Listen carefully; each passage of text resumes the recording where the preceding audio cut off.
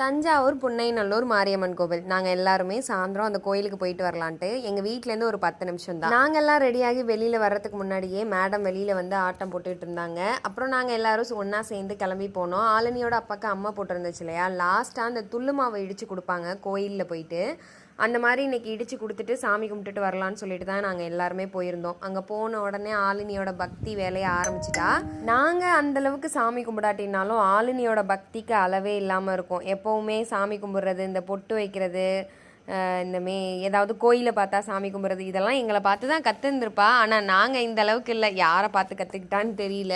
அங்கே கோயிலில் குரங்கெல்லாம் இருக்கும். அந்த குரங்கெல்லாம் கொஞ்சம் நேரம் வேடிக்கை பார்த்துட்டு பின்னாடி குளத்துக்கு போயிட்டு கொஞ்சம் நேரம் வேடிக்கைலாம் காமிச்சிட்டு அப்புறம் கோயிலுக்குள்ளே வந்து கொஞ்சம் நேரம் உட்காந்துருந்துட்டு போவோன்னு வந்தோம். அப்போ எல்லாருக்கும் துள்ளு மாவை இடித்து கொடுத்தாங்க. எல்லாருக்கும் கொடுக்குறதுக்கு பதிலாக நம்ம வீட்டில் உள்ள குட்டீஸே காலி பண்ணியிருக்கும் போல இருக்கு. கோயிலுக்கு போய் சாமி கும்பிட்டுட்டு வீட்டுக்கு வந்துட்டோம். வீட்டுக்கு வந்ததுக்கப்புறம் பட்டுக்கோட்டைக்கு கிளம்பியாச்சு அம்மா வீட்டுக்கு. ஏன்னா அவர் மறுநாள் ஊருக்கு போகிறாங்க. 10-15 நாளைக்கு மேலே லீவ் போட்டுட்டு ரொம்ப நாளைக்கு அப்புறம் வீட்டில் இருந்திருக்காங்களா, சரி நம்மளை கொண்டு போய் அப்படியே வீட்டிலேயே விட்டுட்டு அதுக்கப்புறமா போட்டோம் அப்படின்னு சொல்லி அம்மா வீட்டுக்கு வந்து எங்களை விட்டுட்டு அப்புறமா கிளம்பி போனாங்க.